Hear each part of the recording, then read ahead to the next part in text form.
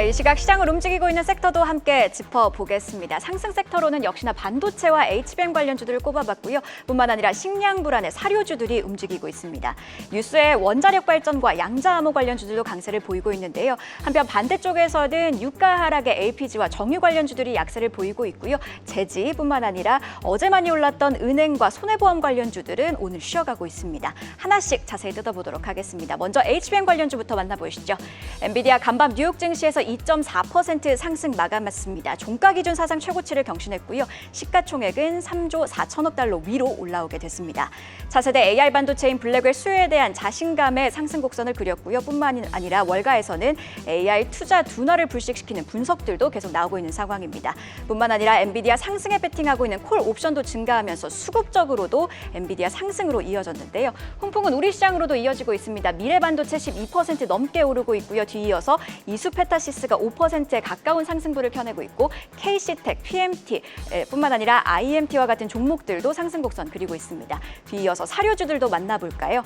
간밤 러시아가 흑해 곡물 수출로인 우크라이나 오데사에 대한 공격을 재개했습니다. 우크라이나 세계 4위 옥수수와 밀 수출국입니다. 뿐만 아니라 앞서 언급한 오데사 항구는 우크라이나 대표 항구 도시로 우크라이나에서 생산된 곡물을 흑해로 내보내는 데 아주 중요한 역할을 하고 있는데요.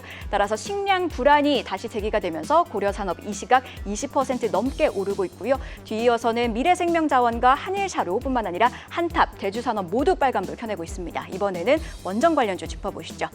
자, 관련 뉴스 한번 살펴보시면요. 현대건설이 영국 원자력청이 주관하는 SMR 기술 경쟁 입찰 프로그램에서 미국 홀텍 인터내셔널과 함께 최종 후보로 올랐습니다. 현대건설의 영국 최초 SMR 산업 진출에 청신호가 켜졌다는 분석들이 나오고 있고요. 뿐만 아니라 어제 간밤 뉴욕 증시에서는 알파벳의 자회사 구글이 카이로스 파워와 SMR 관련 계약을 체결했습니다. 해당 소식에 뉴스케일 파워가 6% 오르는 등 뉴욕 증시에서 원전주들 강세 보였고요. 우리 시장에서는 우리 기술이 4% 넘게 오르고 있고 뒤이어서 우진 엔텍과 같은 원전 기자재 관련주들도 상승 곡선 그리고 있습니다. 이번에는 양자암호 관련주 만나보시죠. SK텔레콤이 양자암호 양대 기술로 평가되는 최신의 PQC 표준 알고리즘과 기존의 QKD 시스템을 결합한 하이브리드형 양자암호 제품을 출시했다고 밝혔습니다. 해당 소식이 양자암호 관련주들에는 모멘텀이 되면서 엑스게이트가 이 시각 23% 넘는 빨간불 켜내고 있고요. KCS, ICTK, 우리로 모두 현재 상승하고 있는 상황입니다. 이번에는 하락 섹터 만나보시죠. 정유주입니다. 간밤 WTI 2% 넘게 하락했습니다. 오펙 플러스가 수요 전망치를 하향 조정하면서 약세를 보였는데요. 이 시각 현재 3회 연속으로 하향 조정에 나섰습니다.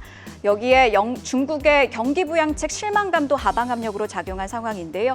뿐만 아니라 중앙에너비스 따라서 9% 넘게 밀리고 있고요. 뒤이어서는 흥구석유가 7% 넘는 약세 시현해내고 있습니다. 이번에는 재지 관련주도 만나보시죠. 한강 관련주 오늘은 관련주에 따라서 엇갈린 흐름들 보이고 있는데요. 재지 관련주들은 쉬어갑니다. 한국재지 7% 넘게 밀리고 있고요. 뒤이어서 무림페이퍼는 5% 파란불 켜내고 있습니다. 그럼 은행과 보험 관련주들도 만나보실까요? 어제 코스피 시장을 지지했던 금융주들 오늘은 쉬어갑니다. KB금융 2% 넘게 빠지고 있고 신한지주는 1% 하락 곡선 그리고 있습니다. 이외에도 DB 손해보험과 같은 손해보험주들도 쉬어가고 있는 점 함께 참고하시길 바랍니다. 이 시각 시장을 움직이고 있는 섹터 확인해봤습니다. 오전장 ETF 시장 상황 살피면서 오늘장 주도 섹터 ETF와 특징 ETF 자세히 알아보겠습니다. 우선 간밤 뉴욕에서 ETF들 어떤 흐름 보였을지 확인해 보시죠. 먼저 미국 시장 지수를 추종하는 ETF들부터 함께 확인해 보도록 하겠습니다. 간밤 뉴욕 증시 또 한 번 일제히 상승했습니다. 특별한 이슈가 부재했음에도 실적 기대감에 몰린 건데요. 다우존스 지수는 처음으로 43,000선을 돌파했고요. 이에 다이애와 스파이, QQQ 모두 상승불 켰습니다. 다음으로 주요 ETF 섹터들 확인해 보시죠. 간밤 엔비디아가 주가가 140불에 근접한 가운데 종가 기준 역대 최고치로 마감했는데요. 다음 달 20일 분기 실적 발표가 예정돼 있는데 엔비디아의 월스트리트 담당 애널리스트 65명 가운데 93%는 주가가 더 오를 것이라며 매수를 추천하고 있다고 합니다. 이에 반도체 3배 레버리지 종목인 속스L이 5% 넘게 상승했고요. 인버스 종목인 속스S는 하락불 켰습니다. 한편 대부분의 섹터가 상승한 가운데 에너지 관련 ETF가 짙은 레드라이트 하락불 켜고 있는데요. 오펙이 올해 글로벌 원유 수요 전망치를 또 한 번 하향 조정하면서 간밤 WTI가 2.29% 급락했고요. 이에 원유 가스 탐사 기업을 추종하는 엑소피가 1%대 하락했습니다. 이어서 지금 이 시간 국내 증시 움직임도 확인해 보시죠. 오늘 반도체 ETF의 경우 저가 매수세 몰리던 삼성전자는 장중 하락 전환했지만요. HBM 관련주들은 좋은 흐름 보이고 있습니다. 현재 0.84%대 상승하고 있습니다. 테슬라의 발목 잡힌 2차 전지주들 오늘은 내려갑니다. 현재 3%대 하락하고 있습니다. 또 어제 시장 전반의 상승을 주도했던 금융섹터 확인해 보시죠. 오늘 0.1%대 강보합권에서 거래되고 있는 모습입니다. 반면 바이오 ETF도 확인해 보면요. 1.47% 상승하고 있습니다. 오늘 에너지 화학 ETF가 2.14% 밀리고 있고 운송 ETF는 0.09% 밀리고 있습니다. 이번에는 ETF 특징 섹터들도 비교해 보도록 하겠습니다. 오늘 양 시장 모두 반도체 ETF가 견조합니다. 앞서 언급한 것처럼 엔비디아발 훈풍에 HBM 관련주들이 오르며 ETF 전반의 상승 견인하고 있습니다. 한편 우리 시장만의 특징적인 섹터로는 조선 섹터를 꼽아봤는데요.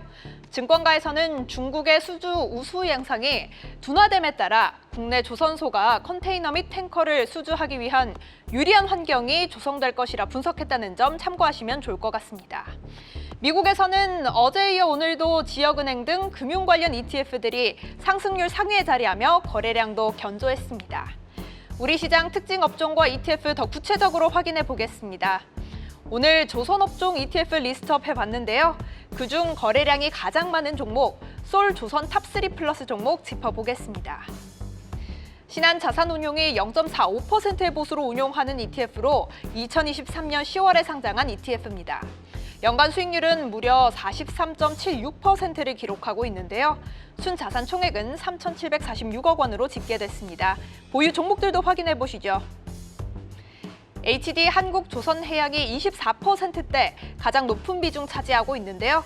오늘 아침 3,400억 원 규모의 암모니아 운반선 수주 계약 소식이 들려오며 ETF 전반의 강세에 이끌어 나가고 있습니다. 이외에 삼성중공업, 한화오션, HD현대중공업, HD현대미포도 구성 비중 높은데 함께 상승 흐름 타고 있고요. 이 시각 ETF 흐름도 짚어보겠습니다. 현재 3.24% 상승하고 있습니다. 이렇게 시장에서 주목해볼 만한 ETF 종목들까지 살펴봤고요. 오늘 투자도 대박 나시길 응원하겠습니다. 지금까지 심수연이었습니다. 네, 시황센터입니다. 우선 조금 전에 정말 효성그룹주가 동일하게 이렇게 한 번에 상방배가 발동된 모습들이 확인되고 있습니다. IAM 사모펀드와 스틱 인베스트먼트가 특수 사업 가스 사업부를 1조 1,000억 원대에 매수한다는 인수한다는 소식이 들렸는데요. 양측은 이르면 이번 주 중에 주식 매매 계약을 체결할 계획이라고 합니다. 관련주들의 흐름 오후장에서 지켜봐야겠고요. 오늘의 첫 번째 VI 특징주로 넘어가 보도록 하겠습니다. 오늘의 첫 번째 VI 특징주는 대주전자재료입니다. 대주전자재료는 오늘 목표가가 하향된 리포트의 영향으로 오늘 크게 하락하고 있습니다.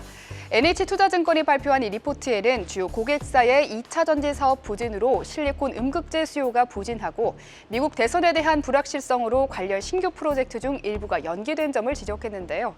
이에 따라 상반기까지 지속된 대주전자재료의 고성장세가 하반기에는 잠시 주춤할 거라면서 회사의 실적 전망치를 하향 조정했습니다.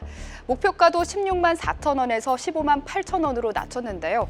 오늘 대주전자재료는 하락 출발한 뒤 계속해서 하락폭을 키우면서 지금은 11%대 하락하고 있습니다. 오늘의 두 번째 VR 특징주는 D&D 파마텍입니다.